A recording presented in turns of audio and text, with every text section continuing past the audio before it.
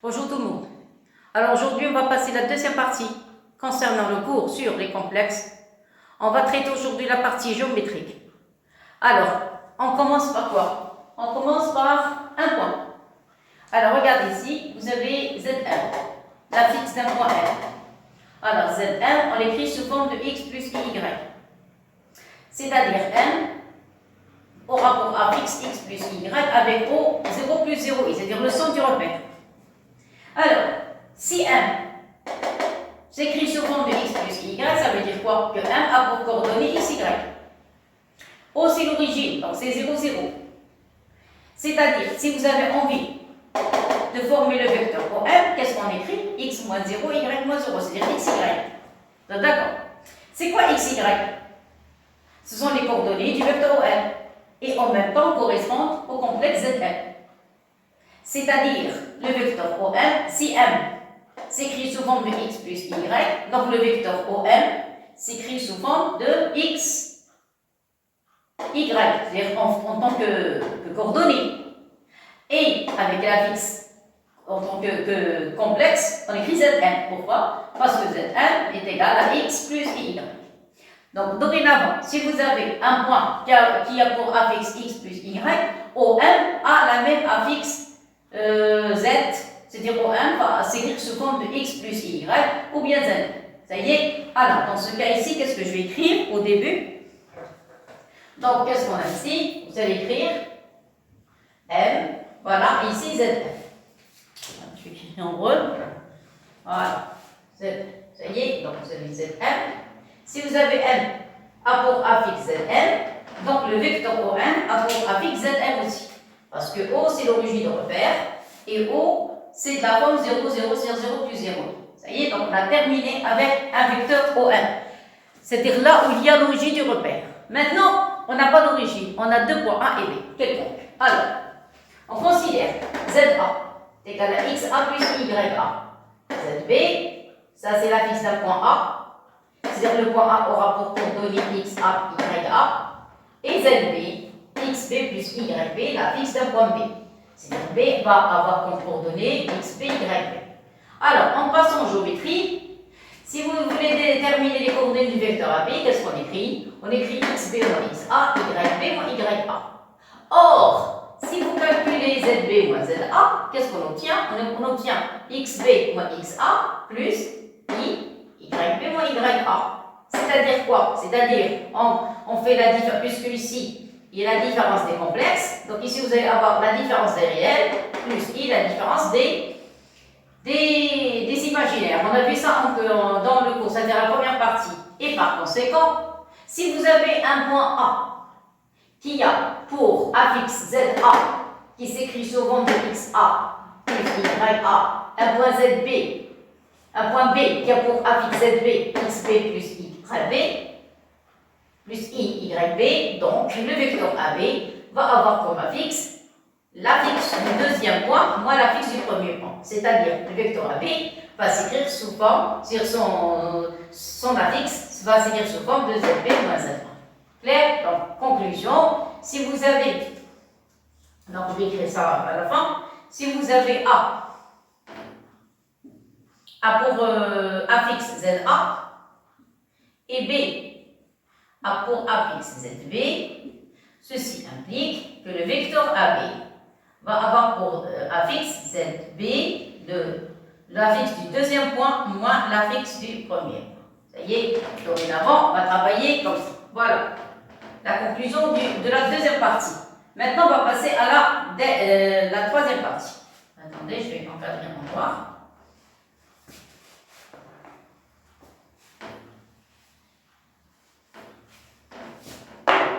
Alors, donc, A pour affixe ZA, B a pour affixe ZB, donc le vecteur AB va avoir pour affixe, voilà. Alors, qu'est-ce qu'on a dit? On va avoir le deuxième point c'est B, donc vous allez écrire ici ZB, moins l'affixe du premier point c'est ZA. Et voilà, ça y est, et on entend. Par cœur, s'il vous plaît, avec ça on va travailler les vecteurs. Et voilà, ça y est, c'est terminé, deuxième partie. Maintenant on va passer à la troisième partie. Troisième partie concernant les milieux. Alors, milieu d'un segment. Troisième partie. Ça y est. Alors, vous avez I. A pour A fixe ZI. Milieu d'un segment AB. Alors, on sait d'après la relation du milieu, ou bien la relation du barycentre de deux points, vous avez 2OI égale à OA plus OB, bien sûr, avec O l'origine du repère. Par conséquent, vous allez avoir OI égale à 1,5 de OA plus OB. On a vu cette relation en seconde, concernant le milieu d'un segment, ou bien en première, concernant les barycentres. Ça y est? Donc, vous allez avoir OI, c'est OA, c'est la fixe de OA, c'est ZA, la fixe de OB, c'est ZB. Ici, vous avez 1,5, donc on divise par 2. Donc, conclusion. Si vous avez I, alors, pour A fixe ZI, milieu, alors, milieu d'un segment AB, donc, qu'est-ce qu'on va voir? On va voir la relation ZI. Alors, ZI, je vais écrire avec une autre couleur, c'est ça. Alors, ZI, la fixe du point I, voilà, est égale à ZA plus ZB, et vous allez diviser par 2. Voilà la relation. Ça y est? Donc, vous allez avoir, voilà, OI, OA pour A fixe, ZA plus ZB sur 2. Ça va? Donc, je vais encadrer le résultat. Voilà. Ça y est, clair? Très bien. Je continue. Alors, maintenant, 3 points alignés. Comment on va montrer que 3 points sont alignés? Alors, on a vu en géométrie, 3 points A, B, C sont alignés. Si on peut trouver un cas réel, tel que AB est égal à K fois AC, ça c'est une relation, tout le monde la connaît. C'est-à-dire, il n'existe qu'un appartenant R. Maintenant, on va changer les vecteurs par les complexes. Tout à l'heure, on a dit le vecteur AB, c'est ZB moins ZA. Alors, en passant des vecteurs vers les complexes, on va avoir le vecteur AB, on va le changer par son affixe, c'est ZB moins ZA. Ici, égalité, car c'est une constante, c'est un réel. Et ici, le vecteur AC, vous allez avoir ZC moins ZA. Donc, conclusion. C'est-à-dire, si vous divisez ZB moins ZA par ZC moins ZA, voilà, vous allez avoir un cas. K appartient à R. Conclusion. Quand vous avez 3 points A, B, C, vous voulez montrer est-ce que ces 3 points sont alignés ou non. Il suffit seulement de calculer. Regardez, il y a combien de complexes ici? Il y a 3 complexes parce que ici on a 3 points. Vous avez la fixe du point B, la fixe du point A, la fixe du point C et la fixe du point A. Il y a, regardez, un point qui se répète 2 fois. C'est quoi? C'est le A. Le A qui se répète 2 fois, des fois c'est le B, des fois c'est le C. L'essentiel, il faut avoir ici 3 affixes différentes, c'est-à-dire chaque affixe correspond à un point, et il y a une affixe qui se répète 2 fois, ou bien ZA, ou bien ZB, ou bien ZC. Il suffit seulement de calculer ce rapport, et vous devez trouver un réel qui appartient à R. Et voilà, on a terminé. Clair? Allez, maintenant, on va passer à la deuxième partie. Par cœur, s'il vous plaît. Aujourd'hui, on va parler que de la géométrie. Ça y est. Maintenant, on va passer à la deuxième partie. Allez, on continue maintenant. On va passer. Alors, on a vu tout à l'heure, dernière chose qu'on a vu tout à l'heure, c'était les points alignés. Maintenant, les points cocycliques. Alors, les points cocycliques, vous allez faire la démonstration en classe parce que c'est un petit peu long. Alors, ces points cocycliques sont des points qui appartiennent au même cercle. Alors, regardez, j'ai dessiné un petit cercle. J'ai placé les points A, B, C et D. Alors, comment montrer que 4 points sont cocycliques ou non? Vous avez un point A qui a pour affixe ZA, un point B qui a pour affixe ZB, C, ZC, D, ZD. Quand vous voulez montrer qu'ils sont des points cocycliques, il suffit seulement de calculer 2 rapports. Regardez, j'ai mis les couleurs. Regardez ce qui est en bleu. Ce qui est en bleu sont 2 points. C'est le point A, les affixes du point A et le point D. L'affixe du point A se répète 2 fois et D se répète 2 fois, ou bien B et C, ou bien B et A, ou bien A et D, ce que vous voulez. L'essentiel, il faut avoir 2 points qui se répètent, c'est-à-dire les affixes de 2 points qui se répètent. En plus, vous regardez les B, ZB, vous pouvez avoir ici ZB au numérateur et ZB au dénominateur, ZC au numérateur et ZC au dénominateur et une autre au numérateur. C'est-à-dire, moi je parle des valeurs. Ça y est, c'est-à-dire l'affixe de C et l'affixe du point C ici, une au dénominateur, une au numérateur. Vous avez vu, on a changé les places. Ça y est. Ou bien, vous laissez carrément, vous laissez ZB moins ZA sur ZC moins ZA, et même temps ici, ZB moins ZA et ZC moins ZD, ça revient au même. Les anciennes, qu'est-ce qu'on a? On a, ce qui m'intéresse, avoir 4 affixes. 2 affixes qui se répètent 2 fois. Ici, j'ai choisi le A et le D, et vous devez avoir B et C ici et B et C de l'autre côté. Tout simplement, vous devez faire le produit. Si vous trouvez un réel, donc les points sont cocycliques à partir du même 5. Ça y est, voilà, affaire classée. Maintenant, on va passer. On va passer maintenant à quoi? À la distance entre 2 points. Pour le premier cas, j'ai choisi l'origine du repère avec un point M. Et le deuxième cas, j'ai choisi le point quelconque. Alors, pour l'origine du repère avec le point M, j'ai choisi le point M qui a pour affixe ZM, c'est X plus Y. Ça y est. O, c'est l'origine, c'est 0, 0, il n'y a rien à dire. Alors, tout à l'heure, on a vu que le vecteur OM a pour affixe ZM. Vous êtes d'accord? Bon. Si, alors, il y a 2 chemins. OM avec ses coordonnées. Alors, OM, puisque OM a pour affixe ZM, voilà. Donc, les coordonnées du vecteur OM, c'est XY. On a vu ça tout à l'heure. C'est-à-dire, si j'ai envie de calculer la distance du vecteur OM, la distance de ça, à quoi est égal, c'est OM, à quoi est égal, c'est racine de x carré plus y carré. On a vu ça dans les petites classes. Maintenant, si vous prenez l'affixe Zm, Zm est égal à x plus y, si je vous demande de calculer le module, vous allez dire racine de x carré plus y carré. On a déjà vu ça dans les relations du module. Qu'est-ce que vous remarquez? C'est la même relation, même chose. Conclusion. Quand vous avez O, l'origine du repère, à quoi est égale la distance OM avec M quelconque? Seulement, Zm, c'est l'affixe de M. Alors, à quoi est égale la distance OM? C'est le module de Zm. Et c'est quoi le module de Zm? C'est racine de x carré plus y carré. On va souvent utiliser cette relation, presque tout le temps. Ça y est? Bon. Alors, maintenant, qu'est-ce qu'on va faire? Clair? Je vous laisse assimiler. Ça y est? Maintenant, on va passer de quoi quelconque. Alors, on a vu en géométrie, si vous voulez déterminer la distance entre 2 points quelconques, alors on va procéder de cette manière. En même temps, on considère les complexes et on travaille en géométrie. Alors, vous avez le A pour affixe ZA, B a pour affixe ZB. C'est-à-dire le vecteur AB va avoir pour affixe ZB moins ZA. Vous êtes d'accord? La deuxième, l'affixe du deuxième point, moi l'affixe du premier point. Voilà, ça y est, bon. Alors, le vecteur AB a pour coordonner quoi? Voilà, j'écris ici ZB moins ZA. Vous allez avoir ici XB moins XA plus YB moins YA. On a déjà calculé ça tout à l'heure. Donc le vecteur AB va avoir pour coordonnées ZB moins ZA et XB moins XA, YB moins YA. On a vu en seconde comment on calcule la distance AB. Il suffit seulement d'appliquer la racine.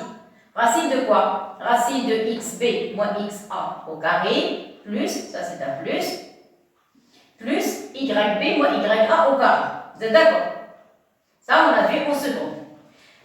Ah, mais nous, on a déjà étudié le module d'un complexe. Alors, qu'est-ce qu'il suffit d'appliquer? Racine de la partie réelle au carré plus la partie imaginaire au carré. Qu'est-ce qu'on remarque? C'est la même chose. Donc, conclusion. Si vous prenez 2 points quelconques, A pour affixe ZA, B a pour affixe ZB, vous voulez calculer la distance entre A et B. Si vous voulez calculer le vecteur AB, on a dit c'est ZB moins ZA. Si vous voulez calculer la distance AB, c'est le module de ZB moins ZA. Regardez la différence. Ici, le vecteur AB a pour affixe ZB moins ZA. Et la distance AB, c'est le module de ZB moins ZA. C'est racine de la partie réelle au carré plus la partie imaginaire au carré. C'est à la translation et les homothéties. C'est-à-dire les transformations concernant les complexes. Pas dans le cas général. C'est-à-dire on va travailler, on va se restreindre sur les complexes. Alors maintenant, on va passer les translations et les homothéties. Alors, on va commencer par les translations. C'est quoi une translation? C'est une transformation munie d'un vecteur U. Alors, puisqu'on travaille dans les complexes, ce U a pour affixe alpha plus I bêta. Alors, comment on dessine? On dessine le vecteur U. On prend un point M qui a pour image M' par la translation. Alors, comment savoir que le M' est l'image de M? Il suffit seulement de former un parallélogramme. un parallélogramme avec, alors, entre le vecteur U et le vecteur AMM'. Voilà, comme ça, vous formez le parallélogramme. Et comme ça, vous avez l'image du point M, c'est le point M' avec tel que le vecteur M' égale le vecteur U. Donc, c'est quoi une translation? C'est une transformation. Attendez, dans l'analyse, on dit des applications, des fonctions. Et en géométrie, on dit des transformations. Alors, c'est une transformation de P vers P. Au point MZ, on fait correspondre M'Z', son image, telle que le vecteur M' est égal au vecteur U. À partir de la relation vectorielle, on va passer au complexe. On avait déjà que le vecteur M', son affixe c'est Z' moins Z. U, on a donné U, alpha plus I bêta. Après, vous cherchez l'expression de Z'. À quoi est égal Z'? Vous mettez le Z de l'autre côté, et comme ça, vous avez Z' est égal à Z plus alpha plus I bêta. Alors, qu'est-ce qu'on appelle cette formule? Cette formule, c'est quoi ça? C'est la représentation complexe de translation. Alors, nous, dans le programme, on a quoi? On a les translations, les homothéties et les rotations. Alors, comment reconnaître une translation? Une translation, on la reconnaît, regardez comment, au premier coup d'œil. Regardez, vous avez le coefficient de Z', c'est 1, et le coefficient de Z, c'est 1. C'est-à-dire, si vous avez A, vous n'avez qu'à diviser par A et 1, et à la fin, vous allez avoir 1 et 1. Z', son coefficient c'est 1, et Z, son coefficient c'est 1 aussi. D'accord? Et comme ça, on reconnaît une translation. Bon. Une remarque, la translation n'admet aucun point, n'admet pas de point invariant. Pourquoi? Parce que c'est quoi une translation? C'est-à-dire qu'on fait bouger l'objet. C'est-à-dire que tout l'objet bouge. Il n'y a aucun point qui reste à sa place. C'est pour ça qu'on n'a aucun point invariant. Tout change d'endroit. Maintenant, les homothéties. C'est quoi une homothétie? C'est une transformation qui a besoin de deux choses. Un centre, oméga, qui a pour apixe petit oméga, ça c'est l'apixe, c'est un complexe, petit. Ça c'est le grand oméga, ça c'est le petit oméga. Le petit oméga c'est l'apixe de grand oméga, et K c'est son rapport, un réel. Alors je vais l'écrire ici, alors son rapport avec K partie matière. Un réel. Ça y est? Bon, qu'est-ce qu'on remarque? On a vu dans la classe de seconde que pour l'homothétie, vous avez oméga, M et son image M' sont des points alignés. Alors, je vais écrire ici, vous avez oméga, M et M' sont alignés. Voilà, ça y est, ici vous avez M' avec U, forme un parallélogramme. Alors, c'est quoi une homothétie? Qu'est-ce qu'on a dit? Ça s'écrit homothétie, ça se lit homothétie. Bon, alors, une homothétie de centre oméga de rapport K, c'est de P vers P. Ça y est, au point MZ, on fait correspondre M'Z', tel que vous allez avoir oméga M' égale à K oméga M. Qu'est-ce que ça veut dire? C'est une relation qui nous dit que les points oméga M, M' sont alignés. Donc, oméga M' égale K oméga M. Ça y est, maintenant on passe au complexe. Ici, toujours le deuxième moins le premier, l'affixe du deuxième moins l'affixe du premier, donc vous allez avoir Z' moins oméga est égal à K facteur de Z moins oméga. Ça y est, alors j'écris ça en rouge, exprès pour avoir la même disposition. Donc vous allez avoir Z' moins oméga est égal à K facteur de Z moins oméga. C'est quoi ça? Qu'est-ce qu'on a dit? Ça s'appelle représentation complexe d'une homothétie. Clair? Et l'homothétie, elle admet un seul point invariant, c'est son centre. C'est-à-dire, regardez ici. Si vous posez oméga, le point M a pour image M', c'est-à-dire si vous choisissez un autre point, je ne sais pas, un point N, admettons ici, un point N, voilà, le oméga ne change pas. Donc vous allez dessiner la droite, ça y est, et vous allez marquer, et regardez, trace ici K, 3. Voilà, alors ici j'ai pris K est égal à 3. La même chose, regardez, voilà le premier, là le second et le troisième, donc ici vous allez avoir un point.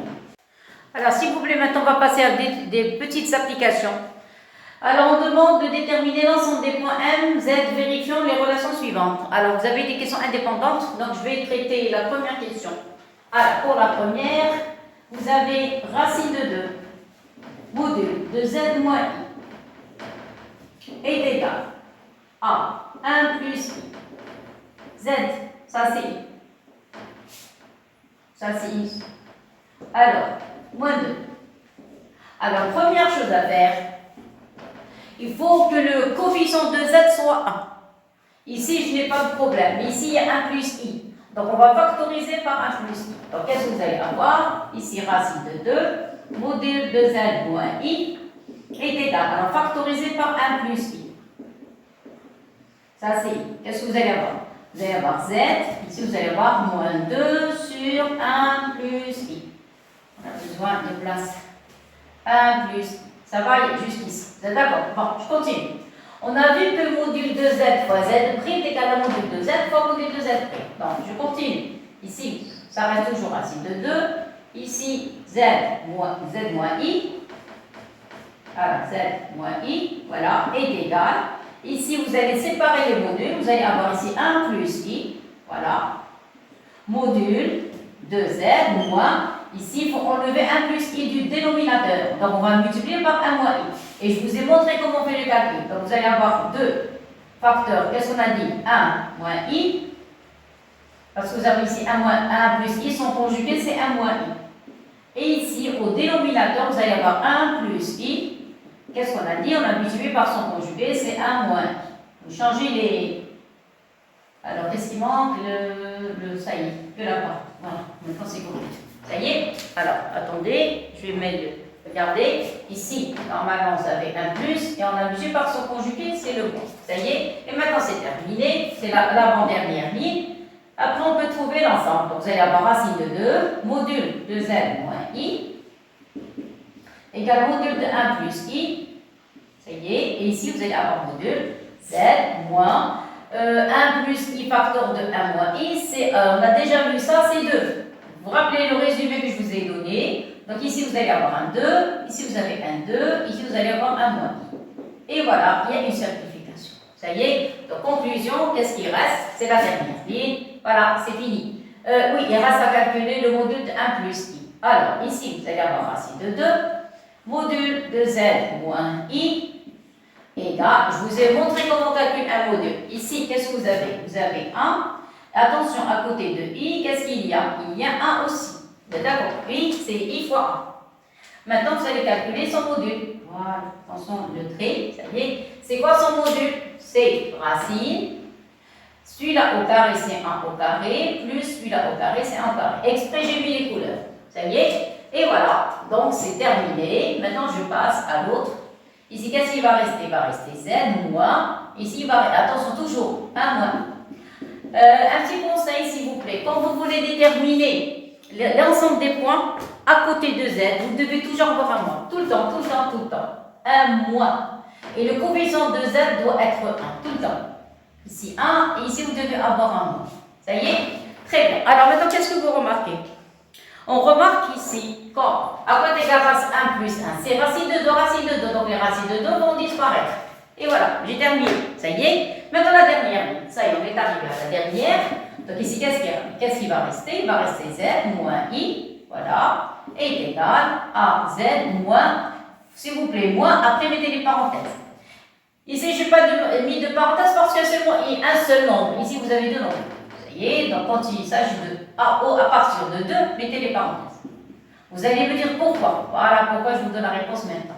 Alors, qu'est-ce que vous allez faire? Vous allez dire on pose. C'est quoi z? Z, c'est la fixe de 1. Voilà, regarde. Z, c'est la fixe de 1. Alors, vous allez dire... Alors, c'est la fixe de 1. Donc, vous allez dire on pose. A. A pour A fixe I, et le point B, A pour A fixe 1 moins I. Ça y est, alors attendez, un petit changement. Ça, on a dit c'est moins. Voilà, vous allez comprendre maintenant pourquoi j'insiste sur le moins. Alors maintenant, je remplace. Qu'est-ce que vous allez avoir ici? Vous allez avoir Z, la fixe du point M, moins I. I, c'est quoi? C'est la fixe du point A. Est égal la fixe du point M, moins la fixe de ZB. Voilà, ça y est. Mais ça, c'est une distance. On a déjà vu ça. C'est quoi ça? Ça, c'est la distance AM. Est égale à la distance BM. Vous vous rappelez? Qu'est-ce que vous remarquez? On remarque ici, qu'est-ce que vous avez? Donc, si je vais mettre des couleurs, parce que ce n'est que le début. Alors, ici, vous avez le M. Ici, vous avez le M. Ça y est. Donc, ici, vous allez avoir la distance AM et la distance BM. Qu'est-ce que ça veut dire? Qu'est-ce que ça veut dire ça? Ceci implique que M appartient à delta, tel que c'est quoi delta? Delta est la médiatrice. Et la médiatrice du segment AB. Médiatrice du segment AB. Ça y est, je vais vous faire un petit dessin pour comprendre. Attention, quand vous trouvez AM est égal à BM, voilà ce que j'ai dessiné le segment AB. Voilà, ici vous avez un endroit. Cette distance est la même que celle-ci. Après, vous allez choisir un point M. Alors, puisque M appartient à la médiatrice, donc vous allez avoir le triangle AMB va être un triangle isocèle. Voilà, donc M appartient à la médiatrice. C'est la perpendiculaire AAB qui passe par le milieu du segment A. Clair? Alors ça, c'est la première forme. Ça, c'est numéro 1. Maintenant, on passe au numéro 2. Alors, le numéro 2, voilà. Vous devez avoir Z moins I sur Z moins 2 plus I appartiennent à IR. Ça y est? Donc, qu'est-ce qu'on va faire ici? Quand vous avez regardez ici, je n'ai pas fait intervenir l'écriture algébrique de Z. J'ai travaillé dans le cas général. Quand vous avez des modules, et quand vous avez, je répète, 1 ici, 1. Regardez, le même nom. Parce que ici, tout à l'heure, j'avais 1 plus I. Mais quand j'ai calculé le module, j'ai trouvé racine de 2, racine de 2, tout a disparu. Et j'ai 1 ici, 1 ici. Donc ici, je ne peux pas le faire. Alors, qu'est-ce que je vais faire? Ici, je vais dire, on pose. On pose. Z est égal à X plus I. Alors, X plus I. Ça y est. Et je vais poser ce nom grand Z. Ça y est. Alors, je remplace. Alors, on pose grand Z et grand Z égale. Grand Z égale Z moins I sur Z moins 2 plus I. Moins 2 plus I. Ça y est, on remplace. Qu'est-ce que vous allez avoir? Vous allez avoir X plus IY. Remplacez Z par X plus Y. Moins I. Sur, ici vous allez avoir Z, c'est X plus IY moins 2 plus I. Vous groupez la partie réelle, la partie imaginaire. Partie réelle, c'est X plus I. Partie imaginaire, c'est Y moins 1. Au numérateur, au dénominateur, vous allez avoir X moins 2 plus I. Facteur de quoi? Ça c'est I, attention les I. I ici, ici, I. I partie imaginaire, c'est Y plus 1. Donc Y plus 1. Ça y est, vous voulez multiplier par le conjugué, vous le faites. Moi j'utilise toujours la formule. Alors vous allez multiplier par le conjugué, mais moi j'utilise la règle. Elle est très rapide. À quoi est égal grand Z? Qu'est-ce qu'on a dit? Réel fois réel. Donc, X fois X moins 2. Plus imaginaire fois imaginaire. Donc vous allez avoir Y plus 1, facteur de Y moins 1. Ça, c'est la première partie. Plus I. Ça, c'est I. I facteur. On multiplie les nombres de la deuxième diagonale moins les nombres de la première diagonale. Les nombres de la deuxième diagonale, X moins 2, facteur de Y moins 1, Y moins le produit des nombres de la première diagonale, X facteur de Y plus 1. Et voilà, ça y est, c'est terminé. Sur quoi? Sur ce nombre au carré ou sur plus ce nombre au carré. Ça y est. Alors, donc vous allez avoir ici, alors il faut écrire correctement, donc vous allez avoir X moins 2 au carré plus ce nombre au carré plus ce nombre au carré. Plus Y plus 1, le tout au carré. Et voilà, ça y est. Alors maintenant, je vais séparer la partie réelle de la partie imaginaire. Donc vous allez avoir X carré moins 2X. Plus Y carré moins 1. Ça, c'est plus la peine d'écrire les parenthèses parce que je vais séparer la partie réelle de la partie imaginaire. Au carré plus Y plus 1 au carré. Plus I. Maintenant, la deuxième partie imaginaire, vous allez écrire X moins 2 au carré, plus Y plus 1 au carré.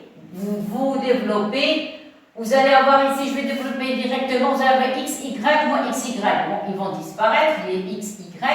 Il va rester moins X, moins 2Y et plus 2 dans la première partie. Donc, regardez, ici, a disparu. Ici, il va rester moins X, le voilà, moins 2Y, le voilà, et plus 2. Ici, il va rester moins X.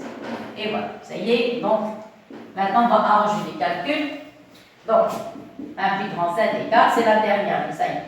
X carré moins 2x, ça y est. Voilà, la première partie, plus y carré moins 1 sur dénominateur. Donc, je vais écrire d parce qu'on ne l'utilise pas. Sur d, plus, attention, ne faites pas le jour des devoirs, vous devez écrire le dénominateur. Seulement, je vous le montre, c'est-à-dire qu'on ne l'utilise pas. Donc ici, vous allez écrire avoir moins 2x, moins 2y et plus 2 sur dénominateur. Ça y est? Bon. Alors, qu'est-ce qu'on veut? On veut que ce nombre appartienne à IR. Alors, donc, vous avez grand Z appartienne à IR. On a déjà vu cette partie. Ça veut dire quoi? Que le réel de grand Z est égal à 0. C'est quoi la partie réelle? C'est celle-ci. Donc, c'est pour ça qu'on n'a pas besoin du dénominateur. Vous allez avoir x carré moins 2x plus y carré moins 1 sur le dénominateur est égal à 0. On n'a pas besoin du dénominateur. Qu'est-ce qui va rester? Il va rester x carré moins 2x plus y carré moins 1 est égal à 0. Ça y est? Très bien.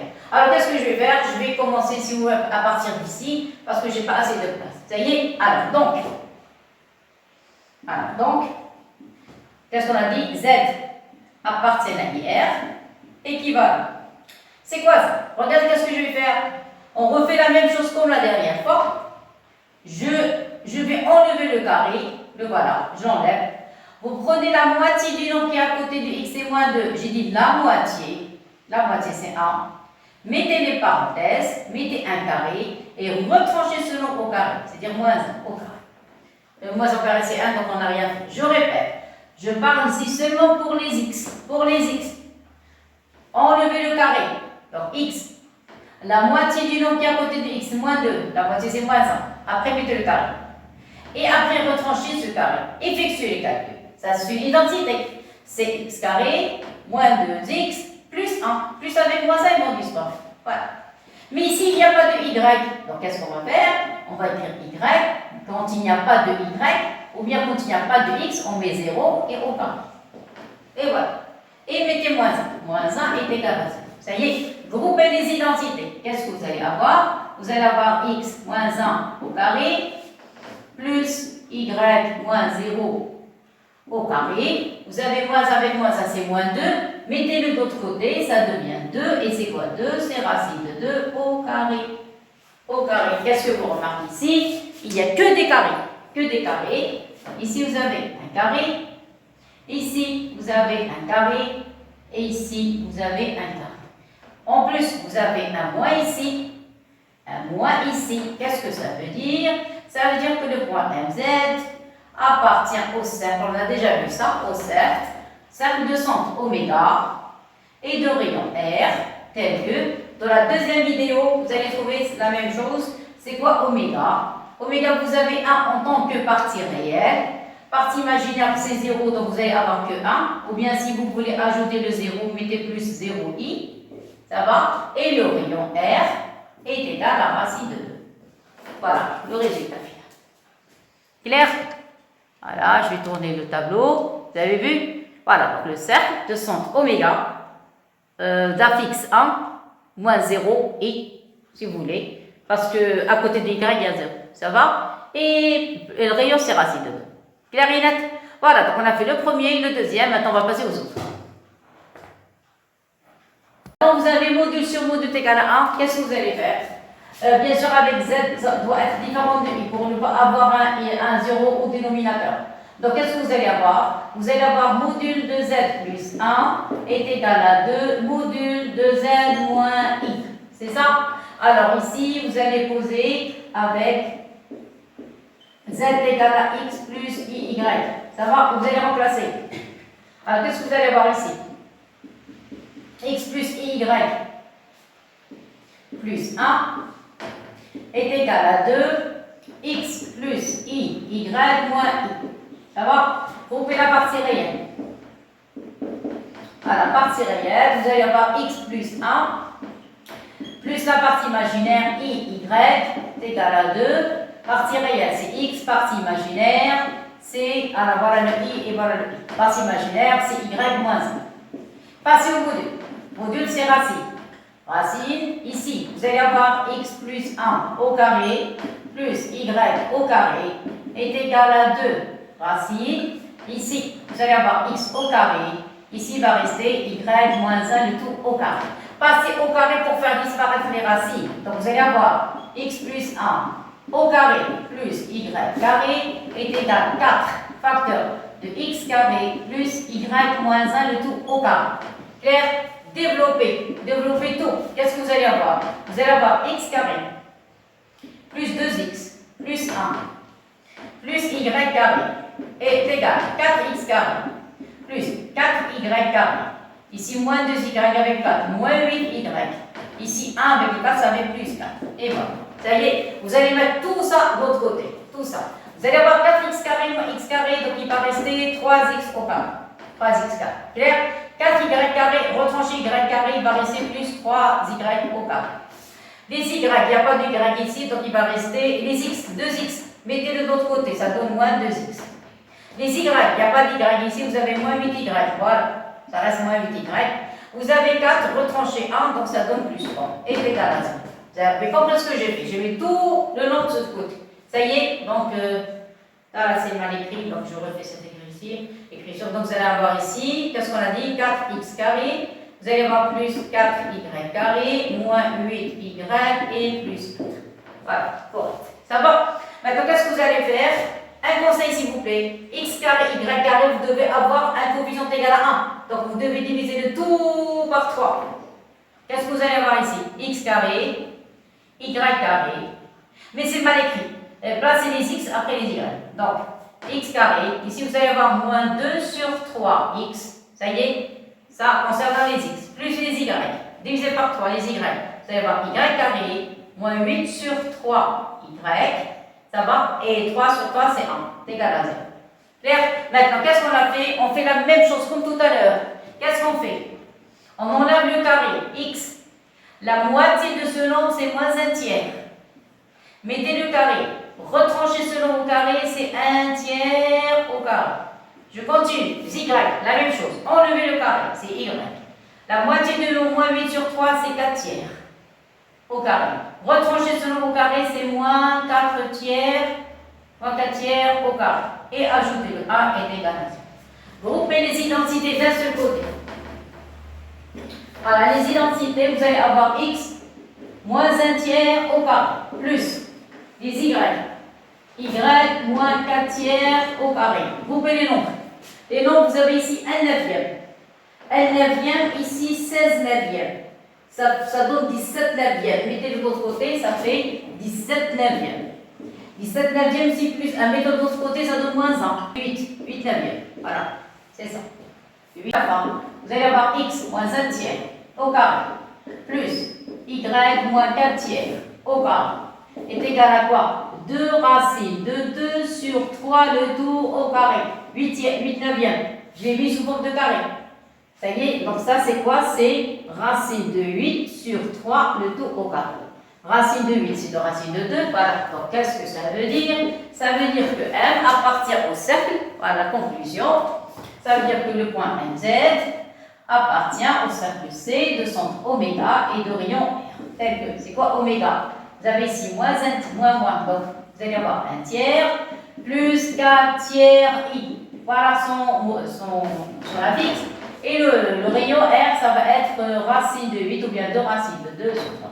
2 racines de 2 sur 3. Et voilà. Maintenant les derniers, c'est terminé. Alors, le quatrième exercice, vous avez module est égal à moins 3. Ça, c'est impossible, c'est pas la peine de se casser la tête. Pourquoi? Car vous avez un module, c'est un nombre réel. Alors, car vous avez module de z moins 4 plus 2i. Le module, c'est un nombre réel, appartient à R+, c'est un module. Appartient à R et c'est quelque chose de positif. Clair? Donc, on ne peut pas avoir un nombre. Donc, je vais écrire ici inférieur à 0, donc c'est impossible. Ça y est, donc c'est impossible. Et car le module appartient à R+, donc on ne peut pas avoir. Donc ici, qu'est-ce que vous allez voir? Et ça va être l'ensemble de chiffres. Clair? Maintenant, le dernier.